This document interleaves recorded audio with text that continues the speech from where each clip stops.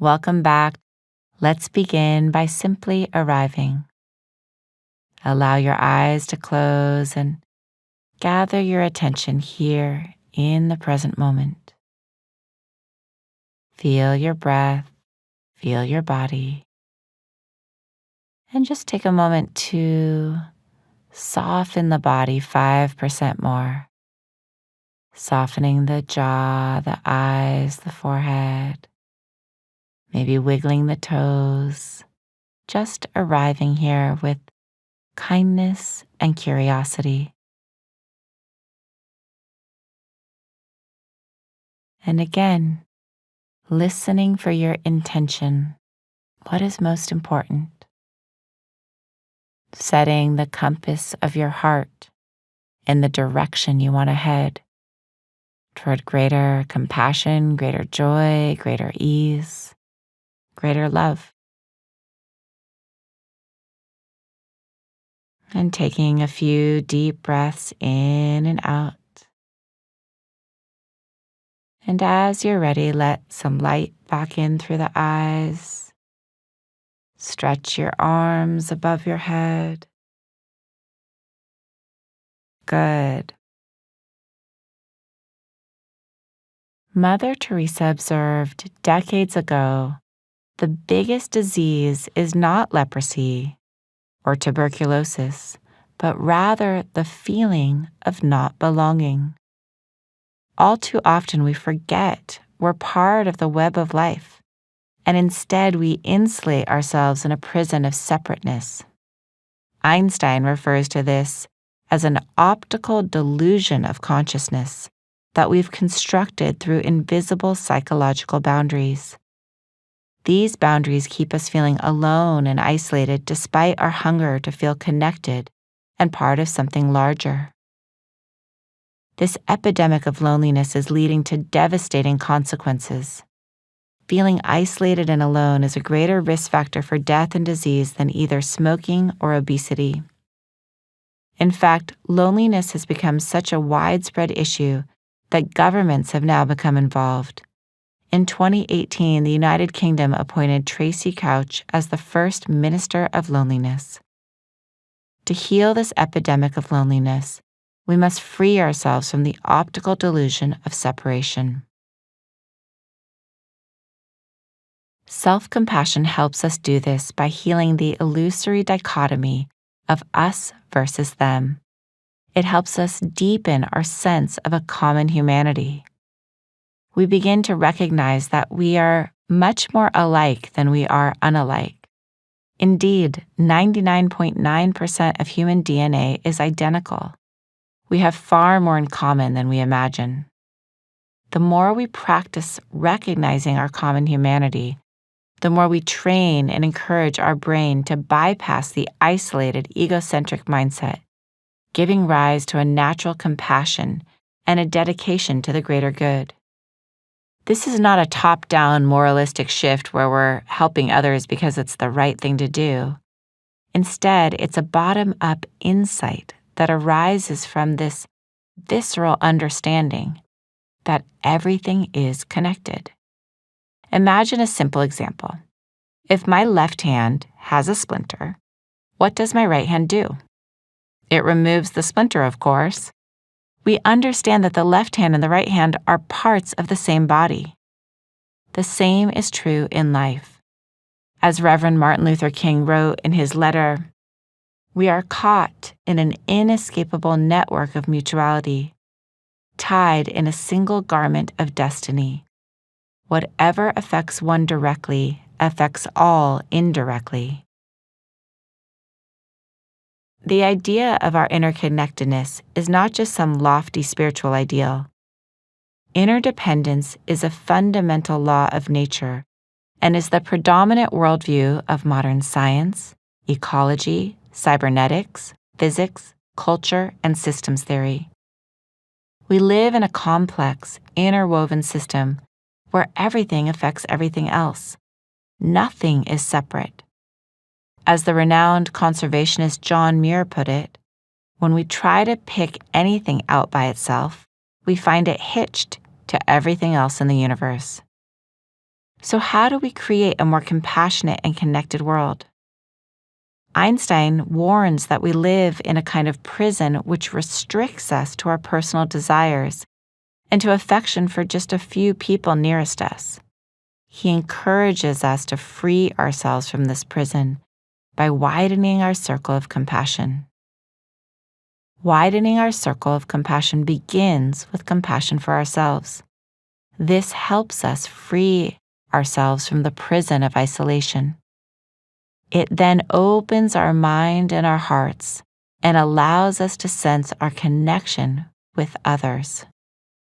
We begin to realize that we are never practicing just for ourselves, that transforming ourselves transforms our world.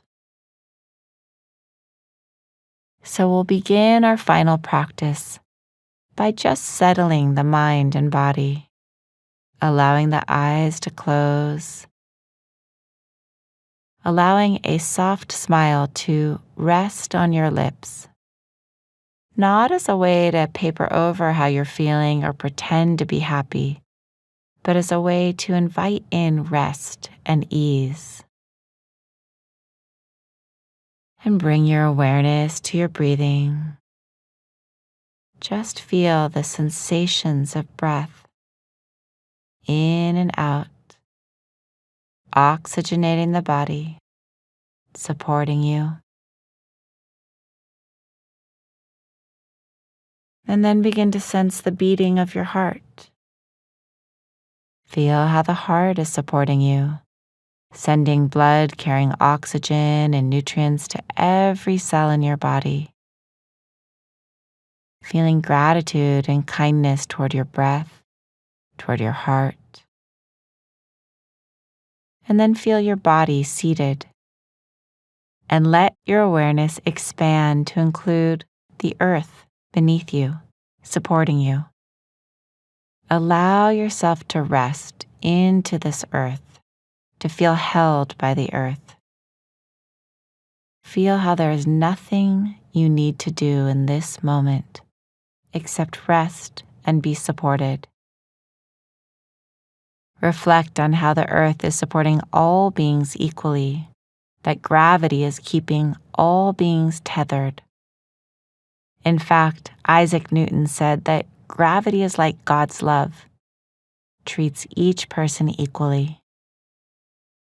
And then reflect on how this earth is connected to a solar system and a vast universe, and how all things, all humans, all animals, the earth, the sun, the stars, are composed of the same matter, the same basic particles. We are literally all made of stardust. Feel the web of life into which you were born, and from which you can never fall. Feel how you are part of this web, that nothing is separate. And silently, as you're ready, begin to send your compassion, your good wishes to all beings everywhere. Silently repeating, may all beings be peaceful. May all beings be safe and protected. May all beings who are suffering find ease. May all beings be free. And then recognize that you are part of all beings and begin to send these good wishes to yourself. May I be peaceful and safe, protected and healthy. May my suffering pass, and may I be happy and at ease. As you breathing in this care, this compassion, and as you breathe out, sending it outward. May all beings here and everywhere dwell in peace. And may this practice be of benefit.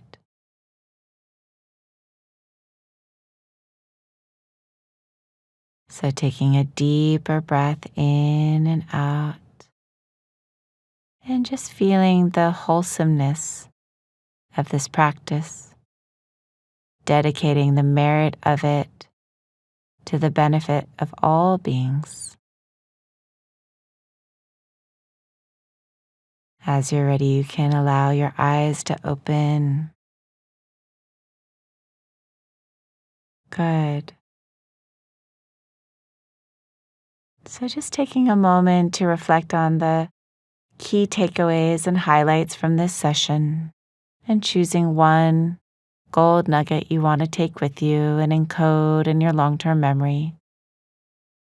It could be that all things are interconnected, or that separateness is a optical delusion of consciousness, or that transforming ourselves creates echoes in the universe.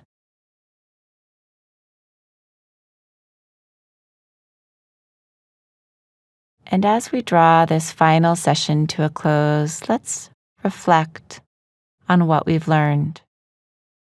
First, we learned that self-compassion is like treating ourselves as a dear friend, learning to be our own inner ally. We also learned the science behind self-compassion versus shame, and came to understand that shame shuts down the learning centers of the brain, keeping us stuck. We discovered the pathway out of shame is to practice self-compassion by cultivating the 3 key elements of mindfulness, kindness, and common humanity. And we learn to recognize our suffering, to treat it with kindness, and to understand that we are never alone in our pain. To know that as we bring healing to ourselves, we bring it to our world. To integrate these self-compassion practices into our life, I invite you each day to practice placing your hand on your heart and to offer yourself kindness. You can practice the self-compassionate letter, or the good morning I love you practice, or the practice for all beings. You can also do on-the-spot self-compassion when you're facing a difficult challenge to take a moment and simply offer yourself the care you would offer to a dear friend. Through practice, we are planting the seeds of self-compassion, and they will continue to grow. So let's take one final moment together. Allow your eyes to close and just feel the wholesomeness of dedicating your time and attention toward greater wisdom, greater healing, and greater compassion. At some level, you already know everything I've shared with you. This course is simply a reminder. We are all reminding each other. May it be of benefit. Thank you again for joining me on this journey. We'll close with the beautiful words from Rumi. You are not a drop in the ocean. You are the entire ocean in a drop.